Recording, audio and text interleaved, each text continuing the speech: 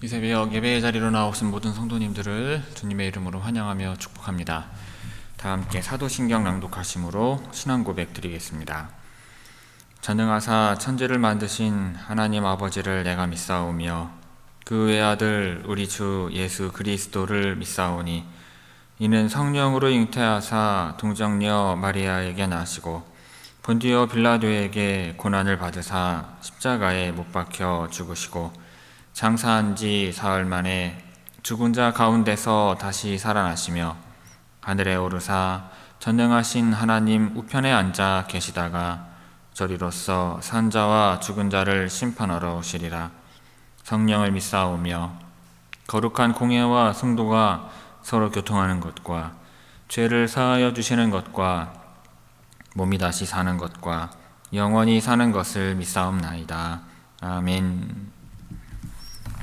다 함께 찬송가 524장 갈 길을 밝히 보이시니 찬송하시겠습니다.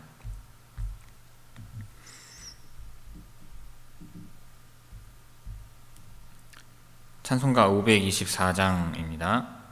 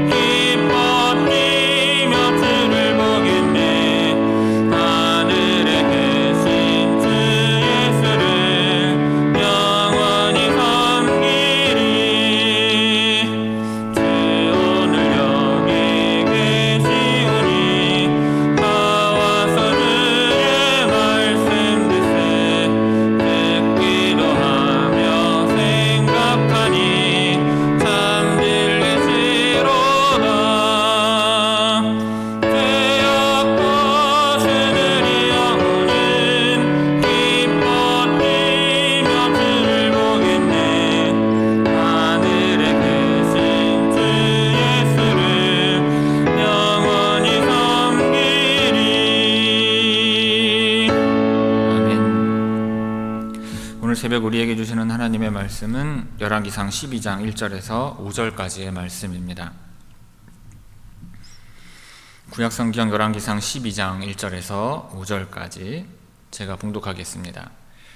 르호보암이 세겜으로 갔으니 이는 온 이스라엘이 그를 왕으로 삼고자 하여 세겜에 이르렀음이더라. 느밧의 아들 여로보암이 전에 솔로몬 왕의 얼굴을 피하여 애굽으로 도망하여 있었더니 이제 그 소문을 듣고 여전히 애굽에 있는 중에 무리가 사람을 보내 그를 불렀더라. 여로보암과 이스라엘의 온 회중이 와서 르호보암에게 말하여 이르되 왕의 아버지가 우리의 멍에를 무겁게 하였으나 왕은 이제 왕의 아버지가 우리에게 시킨 고역과 매운 무거운 멍에를 가볍게 하소서. 그리하시면 우리가 왕을 섬기겠나이다. 르호보암이 대답하되 갔다가 3일 후에 다시 내게로 오라 하매 백성이 가니라. 아멘. 이 새벽 말씀을 통해 주시는 은혜가 충만하게 임하기를 바랍니다. 열왕기상은 앞전에도 말씀드렸지만 크게 두 부분으로 나누어 볼 수 있습니다. 전반부인 1장부터 11장까지는 솔로몬이 하나님의 선택과 축복을 받고 통일 왕국의 세 번째 왕으로 즉위하여서 40년을 다스린 역사를 기록하는 부분입니다. 그리고 후반부 12장에서 22장은 솔로몬이 죽음을 맞이한 후죠. 즉 BC 930년 남북 왕조가 분리된 이후 북이스라엘이 멸망한 BC 722년과 남유다가 멸망한 BC 586년까지의 역사 중에서 절반에 해당하는 전반기의 역사를 기록을 하고 있습니다. 보다 정확하게 말하면 남유다는 제4대 왕인 여호사밧까지, 그리고 북이스라엘은 제8대 왕인 아하시아까지의 대략 80년의 역사를 각각 기록하고 있는 것입니다. 그 가운데 이제 살펴보게 될 12장부터 14장까지는 솔로몬이 죽음을 맞이한 직후 그 전날 하나님께서 심판을 예언하신 대로 남북 왕국이 르호보암과 여로보암을 중심으로 분열되는 과정을 보여주고 있습니다. 그 중에서 오늘 본문 말씀은 남북 왕국의 분열이 일어나게 된 원인을 보여주고 있는 말씀입니다. 자, 1절 봅니다. 르호보암이 세겜으로 갔으니 이는 온 이스라엘이 그를 왕으로 삼고자 하여 세겜에 이르렀음이더라. 자, 1절에서 르호보암은 예루살렘에서 왕위에 오른 후에 바로 세겜으로 내려갔는데 이것은 북부 지파들에게 왕으로서 인준받기 위함이었습니다. 이미 예루살렘에서 공식적으로 즉위한 왕인 르호보암이 다시 왕으로 인준을 받기 위해 북이스라엘 지파 장로들의 요구에 따라 하루나 이틀 정도 걸리는 북이스라엘의 중심지인 세겜까지 내려가는 것은 불필요하면서도 비굴한 일이기도 했습니다. 이처럼 왕으로서 사후 승인까지 받아야 하는 것은 역사적으로 유례가 없는 일이며 모욕적인 것이었습니다. 그럼에도 불구하고 세겜까지 내려간 것은 르호보암이 중앙 집권적인 권력을 확립하지 못하였기 때문에 이 북부 지파의 승인 없이는 북이스라엘까지 다스릴 수 없었기 때문일 것입니다. 따라서 르호보암은 부득이하게 북부 지파의 요구에 따라 세겜으로 내려간 것입니다. 세겜은 예루살렘에서 북쪽으로 50km, 그리고 사마리아에서 남동쪽으로 9km 지점이죠. 즉 에발산과 그리심 사이에 위치한 에브라임 산지의 성읍이었습니다. 당시에 중요한 교통의 요지 중 하나였으며 여호수아 시대에 이스라엘 백성들이 하나님과의 언약을 갱신했던 역사적인 장소이기도 했습니다. 여로보암이 북부 지파들의 지지를 받아서 왕으로 추대된 뒤 이 세겜을 북왕국 이스라엘의 수도로 삼았던 이유도 세겜이 가지고 있는 이와 같은 역사적인 의미에서 이유를 찾을 수 있는 것입니다. 그러나 북부 지파의 이러한 태도는요, 신앙적인 측면에서는 합당하지 못한 것입니다. 왜냐하면 이스라엘의 통치자는 인위적으로 뽑는 것이 아니라 하나님께서 선택하여서 세우시는 것이기 때문입니다. 다윗과 그의 후손들이 통치자로 왕위를 계승할 수 있는 이유도 이 때문인 것입니다. 즉 하나님께서 언약을 통하여 다윗과 그의 후손들을 이스라엘의 통치자로 삼으셨기 때문입니다. 그럼에도 불구하고 이스라엘의 왕을 세우는 일에 있어서 북부 지파가 영향력을 끼치고자 했던 이 같은 태도는 이스라엘을 통치하시는 하나님의 주권을 인정하지 않는 자세에서 비롯된 것이라 할 수 있는 것입니다. 자, 2절 봅니다. 느밧의 아들 여로보암이 전에 솔로몬 왕의 얼굴을 피하여 애굽으로 도망하여 있었더니 이제 그 소문을 듣고 여전히 애굽에 있는 중에. 자, 여로보암은 유다 지파와 경쟁 관계에 있었던 에브라임 지파의 스레다 사람 느밧의 아들이었습니다. 자, 여로보암은 솔로몬 당시에 이미 그 능력을 인정받아서 요셉 족속의 노역을 감독하는 일을 감당한 바 있습니다. 그 와중에 여로보암은 선지자 아히야의 예언을 듣고 성급하게 솔로몬에게 손을 들어 반역을 시도했다가 실패하였고 이후 솔로몬에게 쫓겨서 애굽으로 피신하여 있었습니다. 2절 말씀은 여로보암이 솔로몬의 사망 소식을 애굽에서 들었음을 보여줍니다. 여로보암이 솔로몬의 사망 소식을 들을 때까지 애굽에 머물러 있었다는 것은 솔로몬이 죽는 날까지 강한 의지를 가지고 여로보암을 추적했다는 것입니다. 그리고 여로보암은 그에 대해 맞설 힘이 없었다는 것을 함축적으로 보여주는 것입니다.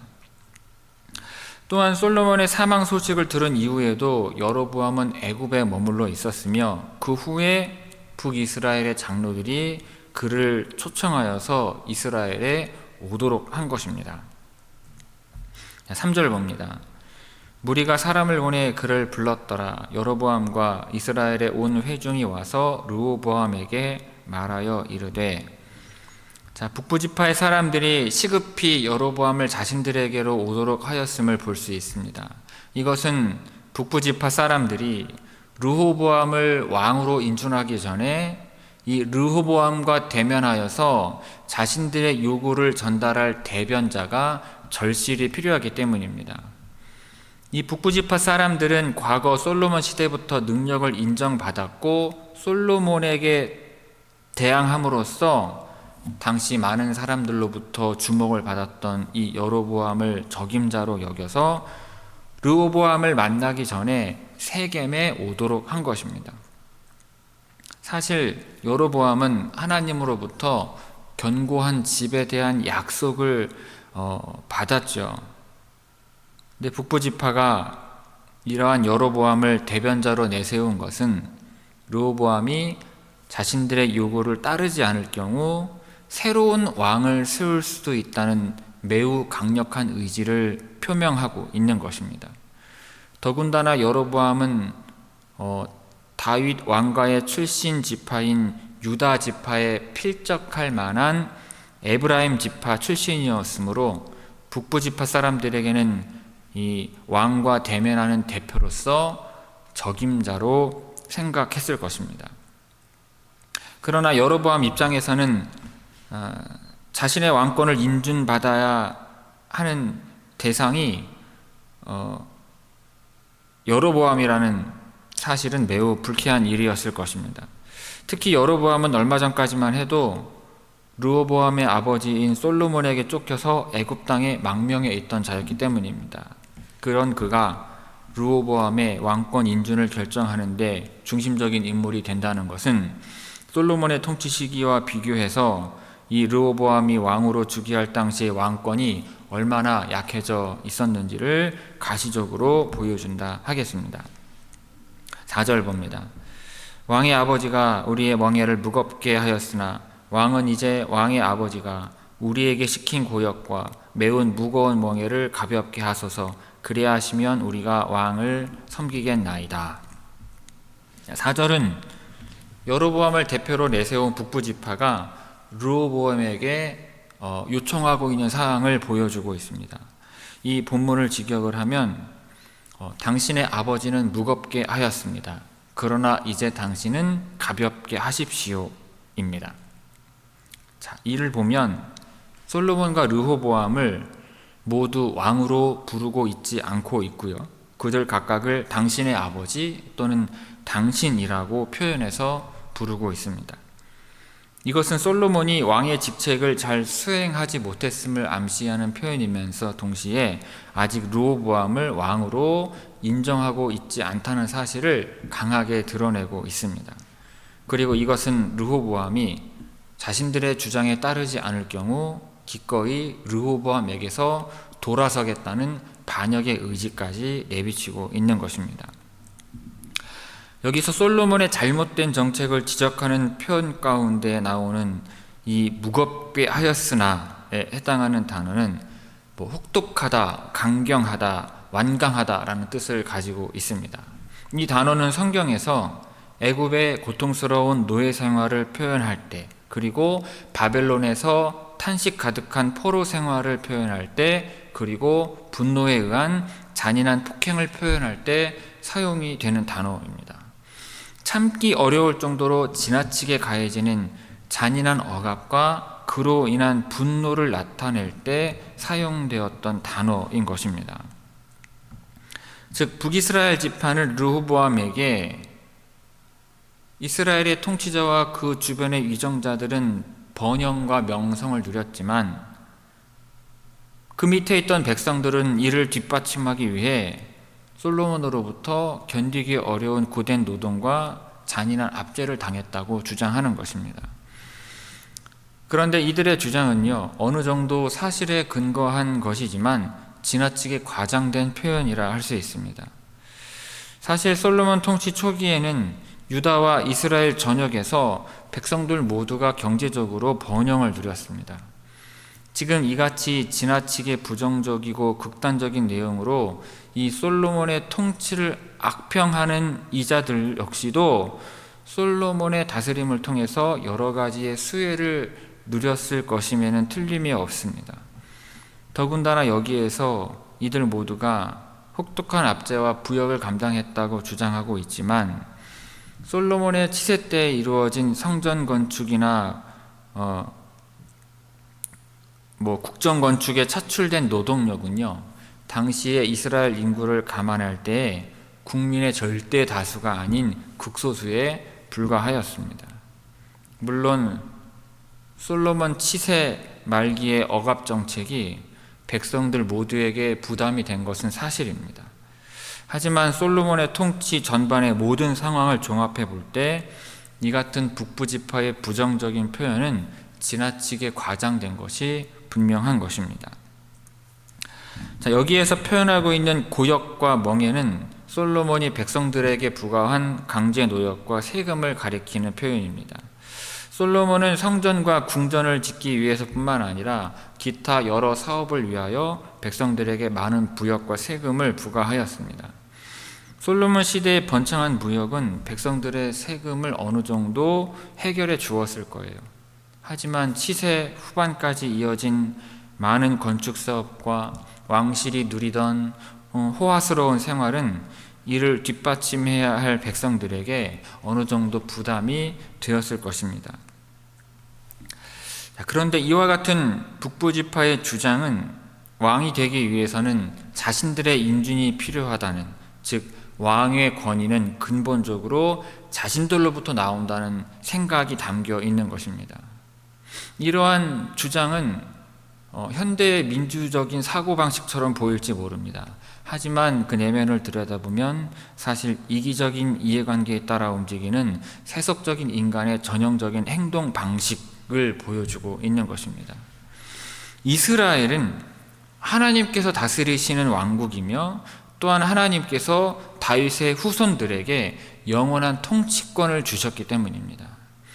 뿐만 아니라 이스라엘의 왕정 제도가 시작될 수 있었던 것은 하나님께서 그렇게 하라고 명하셔서가 아니라 하나님의 경고가 있었음에도 불구하고 이스라엘 백성들이 이를 요구하였기 때문입니다. 그리고 이 같은 요구를 하는 자리에서 왕정 제도가 가진 폐단에 대해 하나님께서는 분명히 경고하신 바가 있습니다. 왕정 제도는 이러한 모든 것에 대해서까지도 이스라엘 백성들이 수용하겠다는 동의하에 시작된 제도인 것입니다. 그러므로 이에 대해서 문제가 생겼다면 이스라엘은 무엇보다 왕을 구한 자신들의 죄를 회개하고 하나님께 나아가야 하는 것입니다. 그러나 그들은 그렇게 하지 않았죠. 물론 다른 면에서 보자면 북부 지파 사람들의 이와 같은 주장은 솔로몬의 범죄를 징계하시겠다는 하나님의 말씀을 이루어가는 과정이라고 할 수 있을 것입니다. 하지만 이러한 것들을 차치하고 그동안의 모든 언사를 고려해 볼 때 북이스라엘 지파 사람들이 요구하는 내용은 하나님께서 들으시기에는 거슬리는 것임에 틀림없다 하겠습니다. 자, 5절 봅니다. 르호보암이 대답하되 갔다가 3일 후에 다시 내게로 오라 하매 백성이 가니라. 자, 르호보암은 3일간의 말미를 요구를 합니다. 이처럼 르호보암이 선뜻 대답하지 못하고 3일의 기한을 둔 이유는 백성들의 요구에 대해서 깊이 숙고하고 신하들과 논의할 시간을 얻기 위함입니다. 북부 지파의 요구는요, 르호보암의 심기를 대단히 불편하게 할 만한 것이었으나 현실적으로 북부 지파들의 정치적인 역량을 무시할 수 없었으므로 르호보암은 어떻게 대답해야 할지를 쉽게 결정할 수 없었던 것입니다. 자, 1절에서 5절까지 우리 함께 읽도록 하겠습니다. 1절에서 5절까지의 말씀입니다.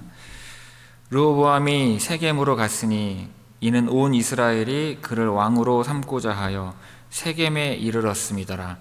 느밧의 아들 여로보암이 전에 솔로몬 왕의 얼굴을 피하여 애굽으로 도망하여 있었더니 이제 그 소문을 듣고 여전히 애굽에 있는 중에 무리가 사람을 보내 그를 불렀더라. 여로보암과 이스라엘 온 회중이 와서 르호보암에게 말하여 이르되 왕의 아버지가 우리의 멍에를 무겁게 하였으나 왕은 이제 왕의 아버지가 우리에게 시킨 고역과 매운 무거운 멍에를 가볍게 하소서. 그리하시면 우리가 왕을 섬기겠나이다. 르호보암이 대답하되 갔다가 3일 후에 다시 내게로 오라 하매 백성이 가니라. 아멘. 자, 성도 여러분, 오늘 본문 말씀에 보면 북이스라엘을 대표하는 여로보암과 백성들이 왕이 된 르호보암에게 청원한 내용이 나옵니다. 솔로몬 왕이 책정한 부역과 세금이 너무 무거우니 이를 줄여달라는 것입니다. 솔로몬은 수많은 건축 사업으로 인해 백성들에게 힘든 부역과 많은 세금을 부과할 수밖에 없었을 것입니다. 하지만 이제 르호보암 시대에는 더 이상 큰 국책 사업을 할 것이 없었습니다. 그러므로 부역과 세금을 줄여달라는 백성들의 요구는 어쩌면 당연한 것일지도 모릅니다. 따라서 르호보암은 상황을 잘 파악해서 지혜로운 결정을 내려야 했습니다.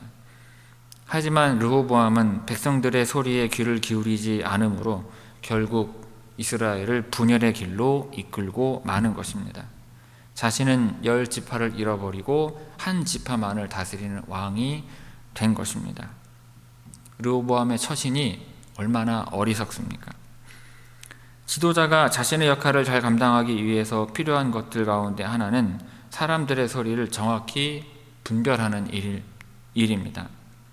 아무리 뛰어난 지도자라 할지라도 회중들이 요구하는 바 핵심을 정확하게 알지 못하면 올바른 결정을 내리기 쉽지 않은 법입니다. 그런데 여러분, 우리는 모두 예외 없이 누군가에게 지도자입니다. 가정에서 그렇고 일터에서도 그렇습니다. 특히 교회를 섬기는 목회자와 모든 직분자들에게도 적용이 되는 말씀이라 할 수 있는 것입니다. 그러므로 우리는 우리와 함께하는 구성원들의 소리를 들으려고 노력해야 하고 잘 파악해야 할 것입니다. 그렇게 모든 관계와 생활과 사역 속에서 필요에 응답하며 평화를 이루어가는 여러분 모두가 되시기를 주님의 이름으로 축원합니다. 기도하겠습니다. 아버지 하나님, 오늘도 주 앞에 나와 말씀을 듣고 기도하오니 하나님, 우리가 하나님의 음성을 잘 들을 뿐만 아니라 회중들의, 사람들의, 가족들의 소리를 잘 듣고 분별하여서 필요에 응답하고 채우며 평화를 이루어가는 주의 모든 성도들 되게 하여 주옵소서. 들을 길을 허락하셔서 하나님의 말씀 또한 잘 듣고 하나님의 뜻과 그 마음을 잘 분별할 수 있도록 하여서 오직 하나님의 뜻과 그 마음 가운데로 인도함 받는 주의 모든 성도들 또한 되게 하여 주옵소서. 오늘도 우리의 삶을 인도할 줄로 믿사오니 하나님, 병마와 싸우는 성도들에게 하나님 함께 하셔서 치유와 회복의 은총 허락하여 주시옵시고 모든 성도들에게 성령 충만의 은총 허락하심으로 말미암아 성령 안에서 승리하며 살아가는 우리 주의 모든 성도들 되게 하여 주옵소서. 감사드리오며 이 모든 말씀 예수님의 이름으로 기도 올리옵나이다. 아멘. 하늘에 계신 우리 아버지여, 이름이 거룩히 여김을 받으시오며 나라가 임하시오며 뜻이 하늘에서 이루어진 것 같이 땅에서도 이루어지이다. 오늘 우리에게 일용할 양식을 주시옵고 우리가 우리에게 죄 지은 자를 사하여 준 것 같이 우리 죄를 사하여 주시옵고 우리를 시험에 들게 하지 마시옵고 다만 악에서 구하시옵소서. 나라와 권세와 영광이 아버지께 영원히 있사옵나이다. 아멘.